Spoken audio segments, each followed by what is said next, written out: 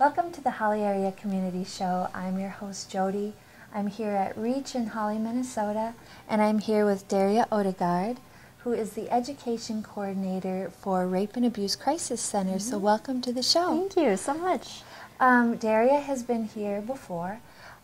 Reach has a collaboration with Rape and Abuse and has for many years, where you actually have a counselor come to Hawley to serve the rural folks in the area, and we so appreciate having that collaboration because we've had many people utilize your awesome services. So let's start talking about just who these people are that might come here to Reach to access services. You know, in terms of what you do at Rape and Abuse, who are those people? Sure, absolutely. Well, the services that we provide, we work on issues of domestic violence, sexual assault, and child sexual abuse. So we provide services to anyone who's been affected by those issues.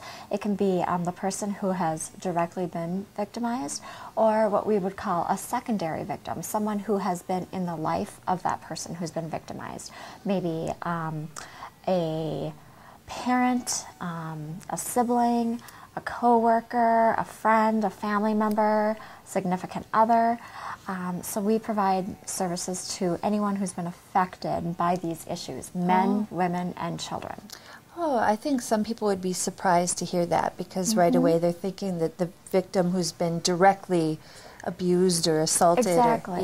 Yep, and we certainly help them too, but these issues are so far-reaching, and if someone you know has been harmed, has been sexually assaulted, has been a victim of domestic violence, then we certainly know that they are affected by that as well, and we want to make sure that they're receiving services too in order to come to a place of healing as well. And I think it's also important to say that your services are free of charge, right? They certainly are. Yeah. We don't ever charge for our services. 100% free of charge, 100% confidential. Yes, and that's, you know, as far as Reach, we needed a place, people, when Reach began, they needed a place that would be easier to access because we serve the small towns in the area. And so it's worked out nicely because, of course, in small towns, rural areas, they aren't immune to this sort of behaviors. Absolutely. I think there's a myth regarding these issues of domestic violence and sexual assault that maybe they happen in the big city, you know, or in suburbs and things like that. But what we know is that no one, regardless of your lifestyle, your education, your religious beliefs, or where you live, no one is immune from the possibility of experiencing these issues, whether, you know, you're in a small rural area, in a big city, in a suburb, or really anything in between. And, you know, it's interesting because I think there can be a lot of isolation in the small areas.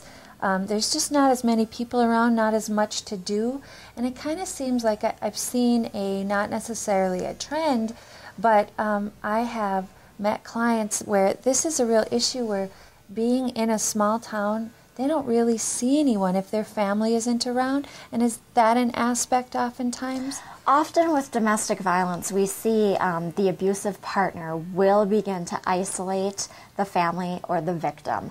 And that happens because when domestic violence is taking place, we know that a big piece of it is because there's this need for power and control on behalf of the abuser. So isolating that victim from family and friends becomes a real key in being able to control where the abused partner is going, who they're seeing, who they're talking to, what they're talking about. So being able to isolate that individual means that power and control becomes such a bigger piece for the abuser. It makes sense, and I think it's hard to see when it's happening to you. Certainly. Yeah. So we're going to take a little break and talk more about the fact that it's October. Yes. So we'll let you know more about that. We'll be right back. And we're back with Daria Odegaard, who is you are the Education Coordinator for Rape and Abuse Crisis Center, an agency that we at Reach collaborate with. And so I mentioned before the break that it's October, and so that's kind of your big month at your agency, right? Yeah, October is a really big month for us. Nationally, October is Domestic Violence Awareness, and now we've included Prevention Month. So actually, the President of the United States has signed a declaration to honor October as Domestic Violence Awareness and Prevention Month. And that means then that some significant attention is being placed on the issue of domestic violence during the entire month of October, which is a really important thing because often domestic violence has had this stigma attached to it, or this attitude that what happens behind closed doors stays behind closed doors, and if domestic violence is happening in a family, well, then it's their business and no one else's. And so being able to kind of shed some light on this issue during the entire month of October, then we're able to say that this is an issue that is everyone's business. It's so far-reaching, and it happens to so many people, and there should not be shame attached to it. When someone has experienced domestic violence, it is not their fault, and they need support, they need services. And so having then a full month dedicated to this issue allows for us to do a lot of education, a lot of awareness raising, and now with this new focus on prevention too, we're able to talk about what really are the root causes of domestic violence, and then how can we go about preventing this issue so further generations don't have to, carry this baggage any longer. Yeah, and that goes back to, I think about the region that we live in. And it's so, I think, more than anywhere in the United States, I would argue, we're just the type of people that don't believe in sticking our nose into other people's business. And that's all good and fine when it doesn't belong there, but the issue becomes, when do we have to rethink that, where we really do need to consider it our business, right? Exactly, absolutely, yeah. And I really firmly believe that with issues like domestic violence, it is everyone's business, excuse me, because someone else is being harmed unnecessarily.